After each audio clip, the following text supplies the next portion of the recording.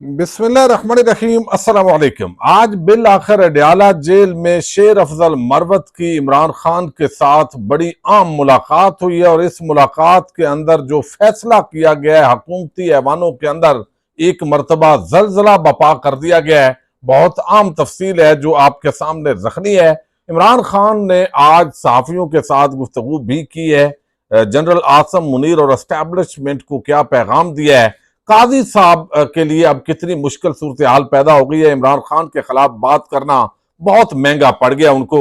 अब सूरत हाल तेजी के साथ तब्दील हो रही है और उनकी उल्टी गिनती का आगाज हो गया है। इस हवाले से भी कुछ लेटेस्ट डेवलपमेंट्स आपके सामने रखूंगा। उम्मीद है आप वीडियो समाप्त करेंगे और अपने कीमती फीडबैक से जरूर आगाह करेंगे। जिन दोस्तों ने चैनल को सब्सक्राइब नहीं किया, अगर वो मुनासिब समझे तो चैनल को सब्सक्राइब कर लें।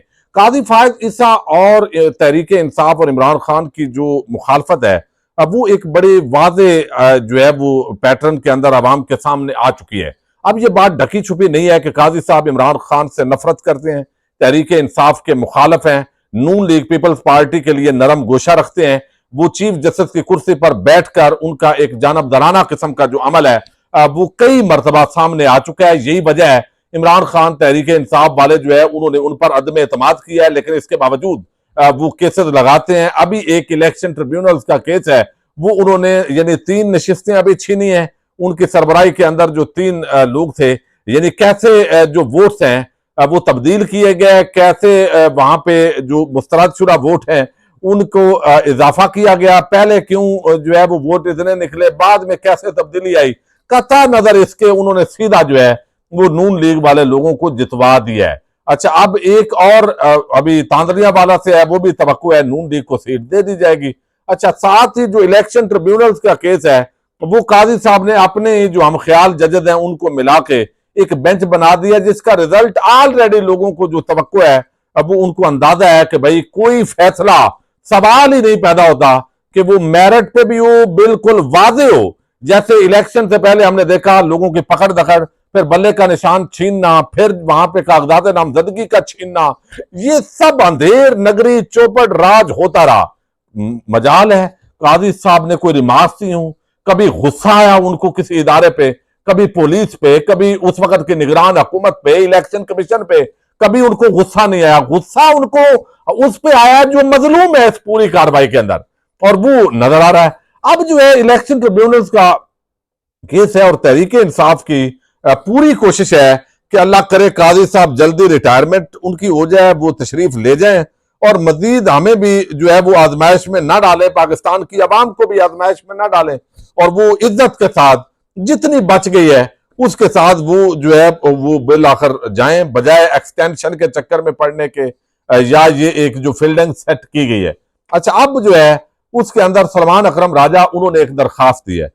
दरखास्त उन्होंने ये दी है कि मेरे चूंकि वकील हैं हामिद खान साहब बैरून मुल्क हैं, चूंकि अदालती छुट्टियां थी तो इस तरह की तवक्को तो नहीं थी कि आपको इतनी जल्दी और आपने छुट्टियों के अंदर ही हम ख्याल जजेस का बेंच बना के केस लगा देना है, तो ये वो नहीं हो सकते, लिहाजा इस वजह से डिले किया जाए। अब इसके अंदर बेशक दूसरे फरीकों को सुन लें और जो भी वो करें तो वो सारी चीज जो है वो हो सकती है। लेकिन मामला ये है कि इस वक्त जो है वो दूसरे जो वहां पे फरीक हैं उन्होंने भी काजी साहब पर अदम एतमाद कर दिया है और आज अलीमा खान ने तो एंड कर दिया। अच्छा, दूसरे जो इस केस के अंदर फरीक है इलेक्शन ट्रिब्यूनल के अंदर 5 फरीकैन है, उन्होंने चीफ जस्टिस काजी फायद ईसा पर एतराज किया। उसमें एक शौकत बसरा है, शौकत मिर्जा है, सिमाबिया तैर है, सरदार नासर अली खान है, साद अली खान है। उन्होंने भी तहरीरी एतराज दाखिल कराया कि काजी साहब साढ़े तो टल जाओ, हमारे केसेस आप ना सुने और ये केस तो आप ना सुने। अब ये एतराज है उनका, लेकिन उन्होंने कहना है भाई क्यों आप मुझ पे एतराज कर रहे हैं, वो गुस्सा अपनी जगह पे दिखाएंगे। लेकिन दूसरी तरफ जो है वो आज अलीमा खान ने एक बड़ी आम बात की है, चूंकि 190 मिलियन पाउंड के अंदर जो उन्होंने रिमार्क्स दी है काजी साहब ने, अब वो इंतहाई काबिल एतराज है। वो एक छोटा जो जज है उस पर असरअंदाज होने की बादी नजर में एक कोशिश है, और आज इमरान खान ने भी ये कहा है कि ये जज पे असरअंदाज होने की कोशिश की गई है। लेकिन अलीमा खान ने आज एक बड़ा आम नुक्ता उठाया। उन्होंने कहा भाई ये जायदाद जो थी बैरून मुल्क वो बेची नवाज शरीफ के बेटे ने। अच्छा, बेची नवाज शरीफ के बेटे ने, खरीदी वो मलक रियाज ने, मलक रियाज की वो अमाउंट आई पाकिस्तान। अब ये सारे लोगों को बुलाने की बजाय मुकदमा सिर्फ इमरान खान पर, और वो भी एक वजीर आजम सिटिंग प्राइम मिनिस्टर जो काबीना की मंजूरी के साथ एक अमल कर रहा है, तो उसको आपने पकड़ लिया। तो जुर्रत है काजी साहब, आप रिमार्क्स इमरान खान पे भी दे रहे हैं, नवाज शरीफ के बेटे पे भी रिमार्क्स, आपको गुस्सा आता, मलक रियाज को आप तलब करने की जुर्रत नहीं कर रहे, और ऊपर से इमरान खान के खिलाफ आप एक केस पर असरअंदाज होने के लिए बगैर ये आप रिमार्क्स दे रहे हैं। तो ये उनका मौकफ है।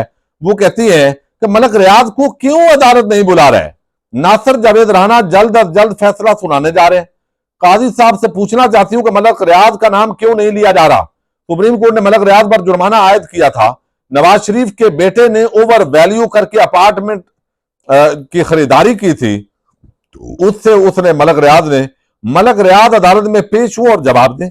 जिन जिनके इस केस में नाम है उनको भी तलब करें। एहतसाब अदालत के जज से आइंदा हफ्ते की सजा के लिए रखा हुआ है और आप यहां पर रिमार्क्स दे रहे हैं। ये एक बड़ा आम जो है वो सवाल उठाया गया है। अच्छा, दूसरा जो है वो आज इमरान खान ने जो गुफ्तगू की है और अडयाला जेल के अंदर जो मुलाकात हुई है, ये मुलाकात जो है अगरचे जनरल फैज के हवाले से भी उन्होंने बात की है इमरान खान ने, तो ये मैं आपके सामने थोड़ा तफसील रख देता हूं ताकि अंदाजा हो कि मामला दूसरी तरफ से भी बड़ा गर्म है।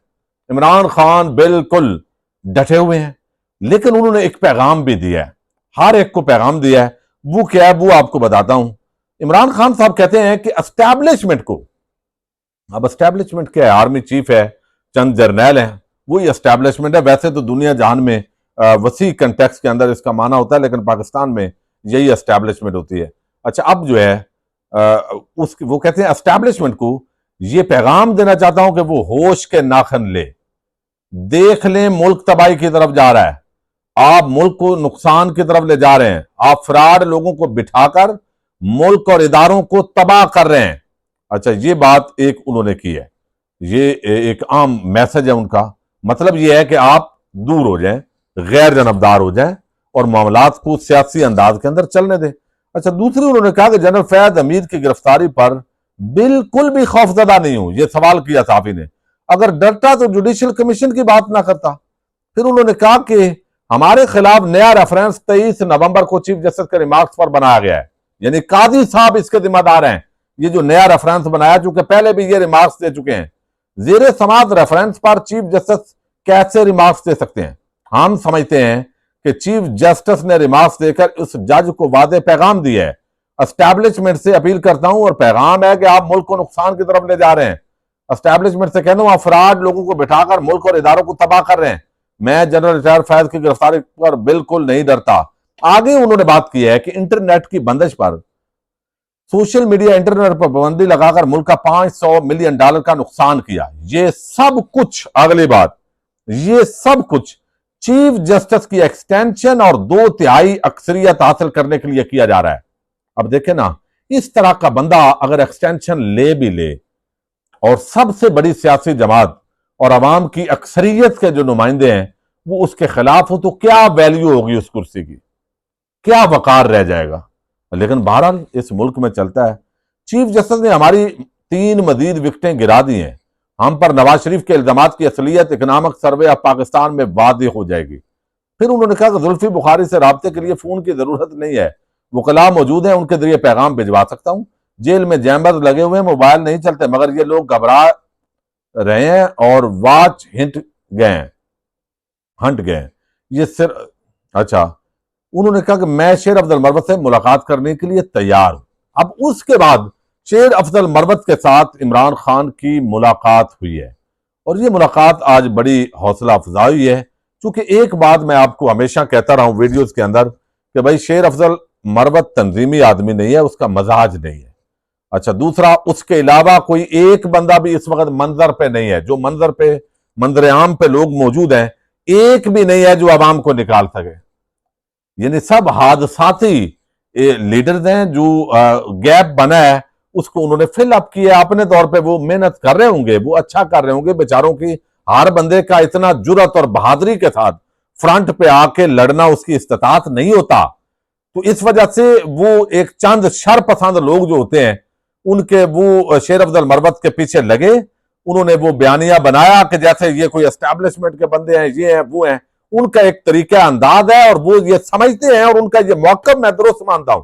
भाई इमरान खान को रिहा करवाना है तो लाखों की तादाद में अवाम को सड़कों पर निकालना होगा।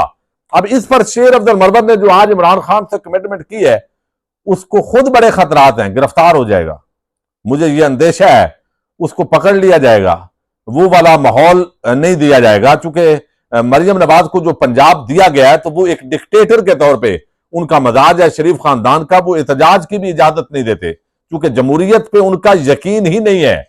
और ये बात हम देख रहे हैं पिछले कुछ अरसे से, जो थोड़ा सा एहतजाज करता है उसको उठवा लिया जाता है। और 9 मई ऐसा समंदर है जिसमें पता नहीं 24 करोड़ आवाम को डबो के भी जो है वो चैन ना आए। कोई और मुकदमा ना हो तो खाली जगह जितने ना मालूम है कोई ना कोई उसमें घुसेड़ दें। इससे 9 मई का जो केसेस का बयानिया है अब वो तबाह हुआ है, और ये बात सोचने वाली है उन ताकतवरों के लिए जो भी उनको मशवरे दे रहा है। अब शेर अफजल मरवत ने आज गुफ्तगू की, गिले शिकवे किए, उन्होंने बताया इमरान खान से दूर हो गए और उन लोगों की गलतफहमी दूर हो गई जो मुझे पार्टी से निकालना चाहते थे। लेकिन उन्होंने कहा कि आज 3 महीने बाद पीटीआई चेयरमैन से इमरान खान से मुलाकात हुई है। बानी पीटीआई को ने मुझे गले से लगा दिया, कुछ बानी पीटीआई ने गले किए, कुछ मैंने किए। बानी पीटीआई ने तमाम क़यादत को मुझे 22 अगस्त को जलसे की जिम्मेदारी सौंपी है। मैंने कहा मुझे जिम्मेदारी दे दें, जो नतायज होंगे वो आप निकालेंगे। बानी पीटीआई की हदायत पर, यानी अपने आप निकालेंगे। बानी पीटीआई की हदायत पर तमाम इख्तलाफात खत्म कर दिए, मेरी तरफ से माफी है, यानी जो लोग भी थे पार्टी के अंदर जो इख्तलाफात है। शेर अफजल को सिर्फ बानी पीटीआई निकाल सकता है। मैंने बानी पीटीआई को कहा कि कोई गिला आए तो बैरिस्टर गौर अली अमीन से पूछें। आज सुरखरू हुआ हूं। बैरिस्टर गौर ने वादे पैगाम दिया कि पार्टी इख्तलाफात नहीं होंगे, हम पहले लाहौर के लिए निकलेंगे। लोगों के मेरे लंदन जाने पर भी एतराज है, शिबली, फराज, उमर अयूब और दीगर के खिलाफ कोई बात नहीं सुनेंगे, अब यानी मैं नहीं करूंगा। अब अगर कोई 9 मई होता है तो इसकी जिम्मेदारी मैं लूंगा। ये बात बड़ी आम है, यानी वो समझते हैं कि हम एहतजाज करेंगे, और अगर कोई हुआ वो इमरान खान का अब कोई नहीं है, ना उसकी मुशावरत है, अब जो भी कोई होगा मामला वो मैं जिम्मेदार हूं। अब अगर कोई 9 मई होता है तो उसकी जिम्मेदारी मैं लूंगा। अब मैं तमाम प्लानिंग बानी पीटीआई से पूछे बगैर करूंगा, ये बड़ा आम नुक्ता है। फिर बाद में कोई ये ना कहे कि बानी पीटीआई के हुक्म पर हुआ है। हम पुरअमन एहतजाज करेंगे, बानी पीटीआई के वॉरियर लोगों में तहर्रक पैदा करें। हम तलबा, वकला, किसानों और सब का एहतजाज लीड करेंगे। हम तंग आ चुके हैं इस घुटनजुदा माहौल से। अब देखिए, एक बंदा है, आपको बड़ा इख्तलाफ होगा, ठीक है, पुरअमन जमहूरी जिद्दोजहद उनको करनी है, वही वो कह रहे हैं, लेकिन उसके बगैर कोई भी नहीं है। यानी हमाद अजहर है एक अच्छा रहनुमा पीटीआई का, लेकिन वो सामने आ ही नहीं सकता। पंजाब के अंदर जो है वो मियां असलम इकबाल है, वो नहीं आ सकता। जमशेद चीमा और जो मुसरत चीमा थी, बहुत अच्छी लीडरशिप क्वालिटीज थी, लेकिन उनको मजबूर किया गया जिस अंदाज के अंदर। वो यानी फवाद चौधरी है वो आउट हो गए, वैसे ही वो चले उस सदा के निकालने वाले नहीं है। तो एक शेर अफजल मरवत था जिसने इलेक्शन से पहले भी तारक पैदा की, और अब भी उसका मौका यह है कि भाई लाखों की तादाद में पब्लिक प्रेशर होगा तो इमरान खान बाहर आएगा। ये जबानी जमा खराज, बयानबाजियां, ये भूख हड़ताल के 10 बंदे बैठ जाना, इससे नहीं होगा। अब ये तबले जंग बजाए पहली मरतबा तहरीक इंसाफ के अंदर, कि अब उन्होंने कहा है कि भाई प्लानिंग कोई नहीं है इमरान खान की, जो कर रहा हूं मैं कर रहा हूं, मुझे ये मैंडेट मिल गया, बस। समझ आ गई है? यानी कि अब अगर वो कहते हैं ना जब हम एहतजाज करें तो कोई ना कोई और हम पे 9 मई डाल दिया जाएगा, वो कहता है मैं जिम्मेदार हूं। तो ये इसका मतलब यह है कि फ्री हैंड मिल गया है शेर अफजल मरवत को। तो शेर अफजल मरवत आएगा तो अवाम भी आएगी, और आने वाले दिनों के अंदर ये जो प्रेशर है यही असल में मौजूदा हुकूमत के लिए टेंशन बनेगी। और शेर अफजल मरवत को अब गिरफ्तार किया जा सकता है, क्योंकि इस्लामाबाद और लाहौर के हलकों के अंदर यकीनन आज के इस इजलास के बाद ये जो मुलाकात हुई है शेर अफजल और इमरान खान की, इससे यकीनन खौफ और जल्जले के झटके आपको नजर आएंगे। पाकिस्तान जिंदाबाद, पाक फौज पाइंदाबाद।